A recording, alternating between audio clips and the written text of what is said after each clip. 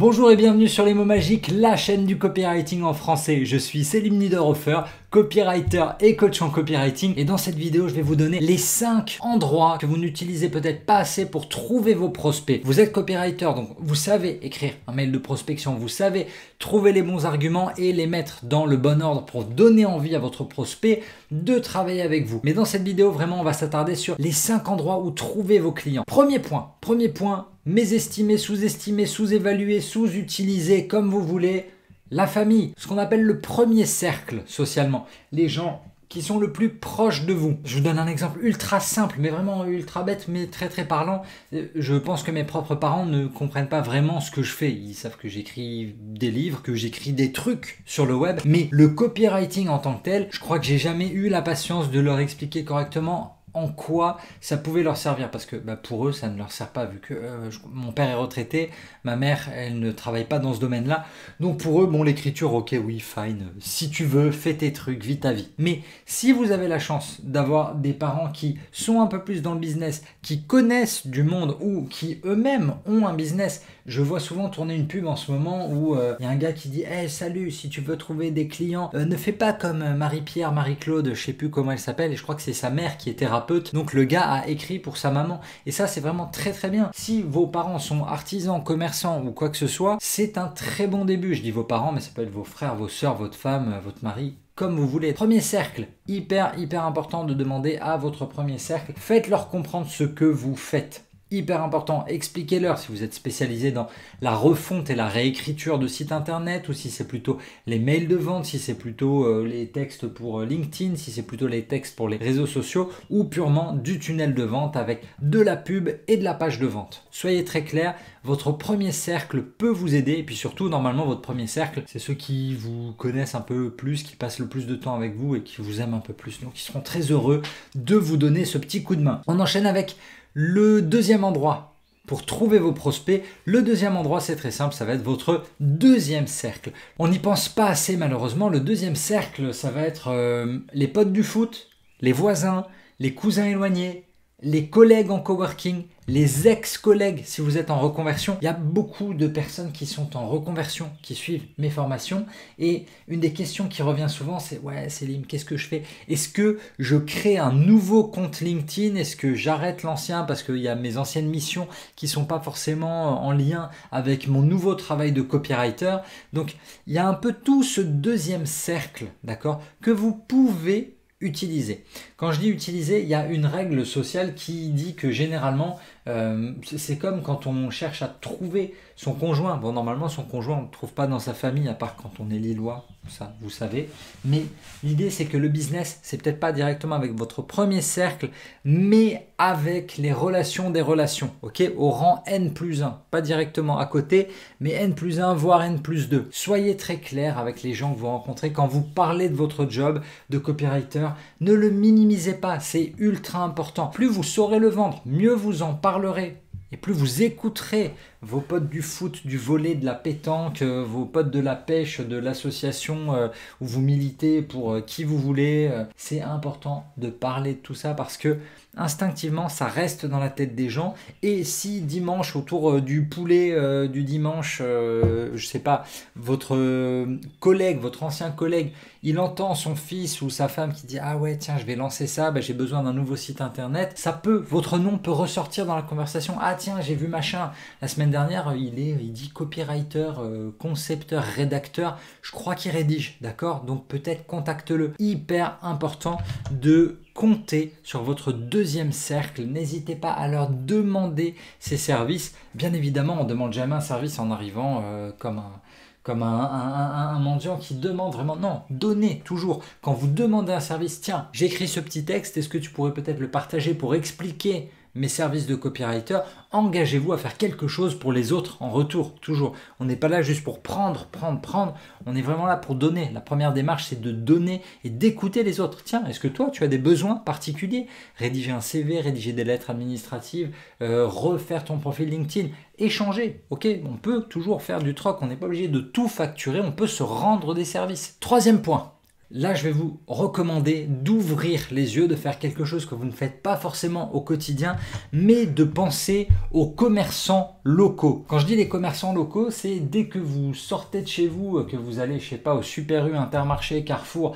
Bon, là, c'est de la grande distribution, c'est peut-être pas eux qui vont vous commander quoi que ce soit. Mais là, je regarde par la fenêtre et je me dis, ok, le gars qui vient faire le jardin, comment est-ce qu'il prospecte? Il y a 2-3 business dans le coin qui font de la pub au Super U où on voit jardin, jardinage, élagage. Ok, eux, il y a peut-être des textes à écrire, il y a peut-être des mails à envoyer, il y a peut-être de la relation client à gérer par SMS. Il y a du travail. Donc le jardin, le jardinier, le pisciniste, pareil, les piscinistes, ils ont besoin de textes. Regardez un peu l'état en ce moment. Là, moi, je vis dans une région désormais, en ce moment où j'enregistre, je suis plus à Paris, je vis dans la Drôme et c'est une galère de trouver un bon pisciniste. Le numéro, il se refile vraiment de bouche à oreille, d'accord? C'est le voisin qui est satisfait qui va te donner l'adresse de son pisciniste. Mais le gars qui a envie d'être bon, il aurait un site internet qui est bon, qui ferait le travail, qui serait optimisé en SEO avec des bons textes qui donnent envie et son carnet de commandes serait rempli plus rapidement et il pourrait embaucher du monde et il pourrait se développer.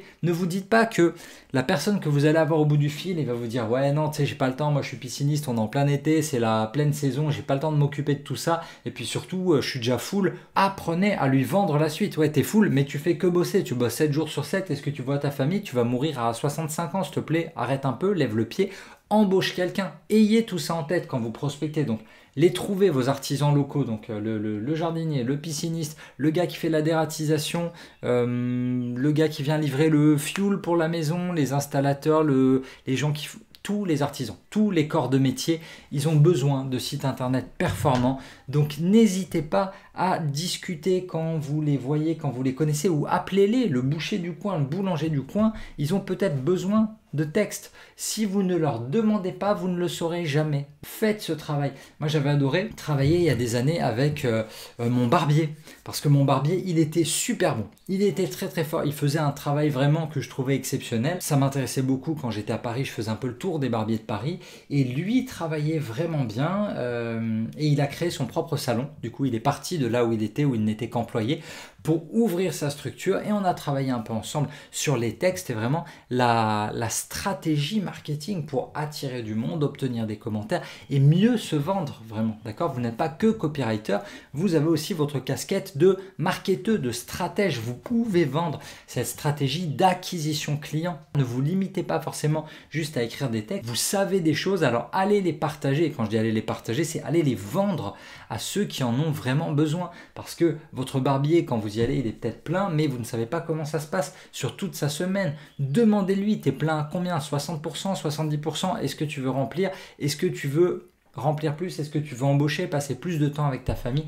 C'est important. Demandez aux gens que vous voyez. Les commerçants locaux, c'est une très très très bonne. Le quatrième point, quatrième endroit pour trouver vos prospects, ça, je suis à peu près sûr que vous ne le faites pas et pourtant c'est tellement tellement fort. Ce sont les salons professionnels. Bien évidemment, comme vous le savez, ils ont lieu beaucoup à Paris parce que capitale de la France. J'ai formé des copywriters qui écrivaient plutôt sur le nautisme. Et bien, évidemment, il y a le salon du nautisme. Il est à Paris. Si vous êtes dans les énergies spirituelles et tout, il y a le salon du parapsy qui est toujours à la porte de Champéret. Tous les ans, il y a le salon du mariage, il y a le salon du fitness. Toutes ces marques, tous les coachs, tous les intervenants, salon du sport. J'ai envoyé récemment un copywriter à Art Basel, d'accord, en Suisse, à Bâle, parce que tous les galeristes, j'ai un client qui écrit pour les artistes, pour les peintres principalement, peintres et photographes. L'idée, c'est d'aller là où ils sont, d'aller là où ils vont. Et c'est peut-être pas directement l'artiste, mais peut-être que les galeristes ont besoin de textes aussi pour mieux vendre, pour restructurer leur mail de relance, pour restructurer leur relation client. Pensez vraiment à tout ça. Rendez-vous sur les salons. Donc ouais, salon du mariage, salon du parapsy, salon de tout ce que vous voulez. Alors au salon de l'auto, ça va peut-être être un peu plus compliqué. Un exemple pour vous dire que c'est pas toujours aussi facile. Au salon de l'auto, tu vas pas forcément rencontrer quand tu vas voir Valeo, quand tu vas voir Peugeot, quand tu vas voir Renault, le responsable du marketing, il est peut-être pas là tous les jours. Et puis surtout, le responsable du marketing, les directions marketing de ces entreprises, elles confient leur budget à Havas, à Publicis, à des énormes boîtes. Elles vont rarement travailler avec un copywriter indépendant. Donc réfléchissez quand même avant de vous rendre sur certains salons, mais ça vaut le coup d'y aller. Là, je pensais le salon de l'agriculture, évidemment. Le salon de l'agriculture, je suis persuadé qu'il y a des choses à faire pour vous développer. Je repense à certains deals qu'on avait fait il y a quelques années avec des AOP, des AOC, des appellations d'origine protégée, appellations d'origine contrôlée, toutes ces choses-là, vous savez, autour des fromages, autour de la région Normandie par exemple, le Calvados, la pomme, tous ces trucs-là. Il y a des syndicats pour tout, il y a des interprofessionnels de tout. Allez discuter avec eux, ils ont besoin de stratégie, ils ont besoin de mots, ils ont besoin de communiqués de presse, ils ont besoin de campagnes dans la presse, à la télé, à la radio, ils ont besoin de stratégie de contenu et ça, vous pouvez les aider, vous pouvez rédiger avec eux. Donc rendez-vous un peu dans tous ces salons professionnels, ça vous aidera. Et on va terminer avec le cinquième point qui n'est pas forcément celui que je recommande le plus parce que c'est vraiment, on va dire, un océan rouge, un bain de sang, la concurrence la plus frontale et la plus violente, les plateformes pour trouver des missions, donc que ce soit Hollywords, que ce soit Redacteur.com, que ce soit Malte, que ce soit Kamat, je ne sais plus si j'ai dit la crème de la crème déjà. Toutes ces plateformes, elles sont géniales parce qu'elles vous permettent, on va dire, d'établir votre profil de rédacteur, de copywriter partout. Si quelqu'un cherche votre nom, les résultats remontent assez bien, donc ils vont voir, ah oui, ok, il est sérieux, il est inscrit sur toutes les plateformes, donc ça veut dire qu'il est vraiment copywriter, je peux y aller les yeux fermés. Simplement, ces plateformes ont un souci principal, c'est que le prix est tiré vers le bas et que les clients qui viennent sur ces plateformes ne connaissent pas forcément le copywriting et ont des besoins très spécifiques. Généralement, ils vont essayer de viser le prix, d'accord, le prix le plus bas pour la prestation que vous allez pouvoir rendre. Donc, c'est pas forcément le meilleur endroit. C'est là où vous allez trouver des missions, pas très cher au début, ça peut être bien pour vous faire la main. Mais si vous avez envie de vous développer, d'aborder d'autres sujets, d'avoir des sujets ultra variés et surtout de vous vendre plus cher et de créer une expertise, il y a d'autres endroits pour trouver des clients, pour trouver des prospects.